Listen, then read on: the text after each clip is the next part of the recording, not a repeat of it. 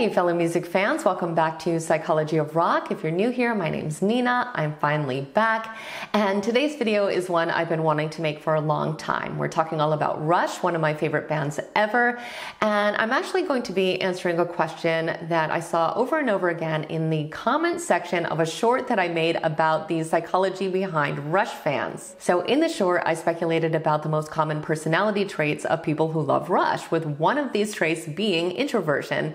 And an overwhelming amount of you responded and said that that was indeed the case for you personally.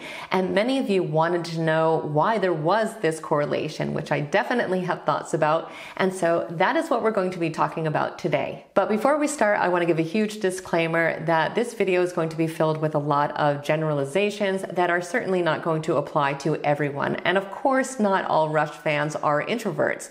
I am a perfect example of this. I am definitely an extrovert. And I don't even believe that all three members of the band are introverts. I think we can know for sure that Neil was, but for Alex and Geddy, I think they are probably more towards the center of the spectrum and may even technically be extroverts. However, judging from the comments I got and for the reasons that led to the analysis in the first place, I still stand by my conclusion that more Rush fans are introverted than are not. So let's jump right into why that might be the case. And I have to start by talking about the trait of introversion, because I do think it is a little bit misunderstood. And then I'm going to link it specifically to being a Rush fan. So people tend to think that introversion is all about being antisocial or being shy, and while that can be the case for some introverts, it's definitely not the case for all. In fact, introversion and shyness are two completely different things. Introversion is a personality trait that describes how people gain or expend energy. So introverts gain energy by spending time alone or with small groups of people, and they expend energy by being in social situations, and they often need to recharge after spending time with others. It doesn't necessarily mean that they are a loner or even that they hate socializing, but it definitely can drain them, and they usually do greatly enjoy spending time alone. Some other common traits of introversion can be reflectiveness. They tend to be very thoughtful and introspective. They are also typically very self-aware. They usually like to engage in deep, meaningful conversations as opposed to having to endure small talk. They're also typically pretty independent and self-reliant, and something that relates directly to today's topic is that they are often highly creative and artistic. And this leads me to the first thing that I think directly connects Rush to introversion, because introverts are much more likely to become avid music fans or musicians themselves, whether it be as a hobby or as a profession. And there's just no way that someone who is knowledgeable about music in this way is not going to be impressed by the musicianship of Rush. I mean, all three members are truly masters of their respective instruments. Geddy Lee is one of the most acclaimed bassists in rock history. Alex Lifeson is a mind-blowing and highly innovative guitarist who can effortlessly play a wide variety of styles and techniques. And of course, Neil Peart was one of the most respected drummers of all time. No matter what type of music you listen to, you have to admit that on a technical level, Rush's music is almost unmatched. So it makes sense that since introverts do tend to be musicians, or at least highly knowledgeable about music, that they're going to gravitate to this band. Now, the second thing, which I think is somewhat related, is that introverts often need a way to escape from the outside world and often spend a lot more time relating intimately to music. Listening to music is one of the main ways that many introverts relax, turn inwards, and then are able to recharge. And I think that Rush's music is really conducive to this. Also, introverts don't typically listen to music to impress other people. It's more about having a personal connection with something that inspires them.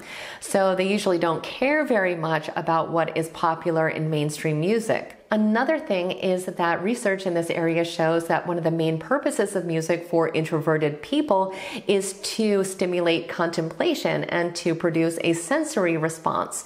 So more often than not, we're going to find that introverted individuals are drawn to music that is sophisticated or that has meaningful lyrics, because it's going to do exactly that. And again, with Rush, we really see both of these elements. Now, we just talked about the complexity and the sophistication of Rush Rush's compositions, but there is that other layer there, which is that their lyrics are thought-provoking, observant, and introspective, and they often deal with topics like philosophy, science, and fantasy, which we all know often resonate with introverts because they are also thoughtful and reflective. Introverts are also often highly intelligent and analytical, so it makes perfect sense that they would resonate with the very intellectual and extremely well-crafted lyrics of Rush. And we can't forget that Neil Peart actually would write about the struggles of the introvert within his lyrics, with Limelight, of course, being the most obvious example of this. I think it's a song that many people can relate to, and I think that Neil was able to perfectly illustrate the experiences that many introverts do have.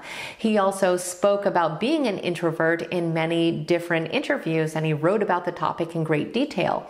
So I think there is a direct connection there because I think a lot of people can really identify with what he is saying. I think one of the biggest factors, however, is the actual fandom of Rush, which is this incredibly supportive and passionate online community of people who are highly knowledgeable about their music. I think many introverts have found that through their admiration of this incredible band, they are able to connect with people who share their interests and that like to explore complex ideas and that can appreciate this level of music. And also the members of the band have always seemed very dedicated to their fans, so there is a true sense of connection there. It's always been a reciprocal relationship. And lastly, I think that being authentic also plays a huge role. Introverts are naturally drawn to people and music that are authentic and genuine. And of course, we definitely see this with Rush. In fact, I don't even think that we can compare them with another band because they're just themselves. They're just Rush. It's never been about superficial appearances or marketing. It's just three authentic people doing something that they genuinely love and they are incredibly good at, which is something that, of course, we can all appreciate.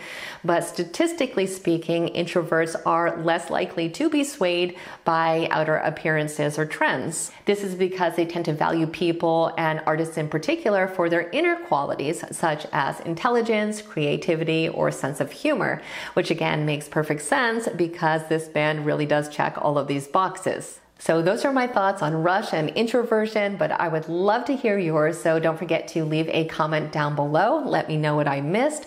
I hope you enjoyed today's analysis. If you did, you can check out my Rush playlist. I will go ahead and link it in the description box below.